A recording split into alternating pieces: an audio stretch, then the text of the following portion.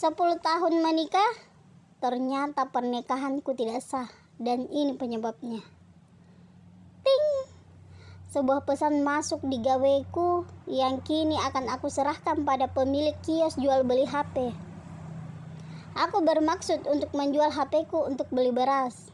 Namun, pesan yang masuk pada HP itu membuatku urung melakukan niat awalku.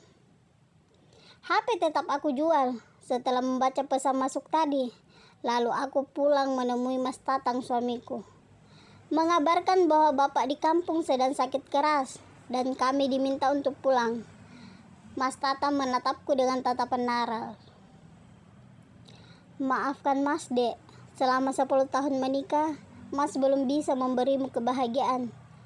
Sekarang kita pulang kampung tanpa kesuksesan, kata suamiku. Namun aku menggeleng. Aku ikhlas menjalani semuanya. Aku bersyukur dalam kehidupan yang hanya sekali ini, aku bisa bersama dengan orang yang aku cintai. Aku tahu tidak ada kehidupan yang sempurna. Semua punya ujian masing-masing. Dan untuk rumah tangga kami, diuji dengan kemiskinan. Saat itu juga, aku dan Mas Tatang pulang kampung. Perjalanan 5 jam terasa begitu sangat lama. Aku cemas, meski Mas Tatang selalu yakinkanku bahwa semuanya akan baik-baik saja. Begitu kami tiba di rumah, kami disambut isak tangis semua orang. Bapakmu merindukanmu nak, bapakmu menunggumu nak, kata ibu di sela isak tangisnya. Ibu mendekapku erat dan berbisik meminta maaf atas nama bapak. Bapak gak pernah salah bu, bapak laki-laki baik dan akulah putrinya yang selalu menuntut ini itu.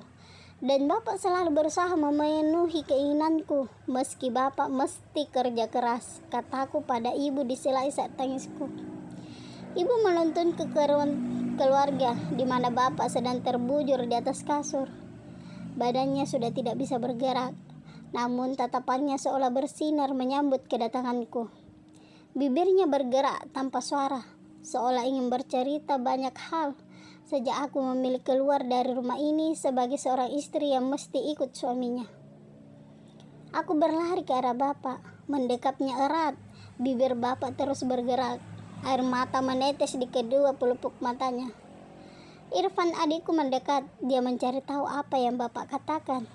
Irfan mencoba membaca bibir bapak ketika telinganya tidak mampu menangkap maksud bapak meski Irfan sudah meletakkan telinganya tepat di bibir bapak. Bapak ingin kamu menikah ulang, kata Irfan yang membuatku tersentak kaget. Jangan gila kamu Irfan, pernikahan bagiku sekali seumur hidup. Lagi pula aku bahagia bersama Mas Tatang, pakikku. Apakah karena kami miskin? Bapak beranggapan Mas Tatang tidak bisa memikul beban yang bapak berikan padanya. Mas Tatang tidak bisa memberikan kebahagiaan sesuai ingin bapak. Kata bapak, pernikahanmu dengan Mas Tatang itu tidak sah. Jelas Irfan yang membuatku tercekat. Irfan, apa sih maksud kamu berkata demikian? Kamu gila. Kenapa bicara sembarangan? Cara seperti itu, bentakku pada Irfan. Aku itu tidak bercanda, tidak mengarang cerita. Itu yang bapak bilang, timpal Irfan. Bohong, bentakku pada Irfan. Ibu menarik tubuhku, menjauh dari bapak.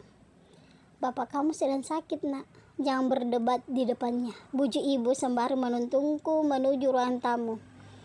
Ibu mendudukkanku di sofa, sementara ibu jongkok di hadapanku, menjadikan kedua pahaku tumpuannya.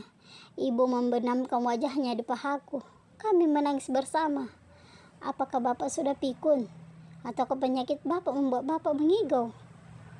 Ibu mengangkat wajahnya, mengusap air matanya dengan punggung tangannya, menatapku nanar. Maafkan kami nak, kata ibu. Aku kembali menggeleng sebab aku tahu pasti kedua orang tuaku tidak pernah melakukan kesalahan. Hingga semua anggapanku pada keluarga ini terpatahkan. Ketika cerita ibu mengalir dari bibir ibuku.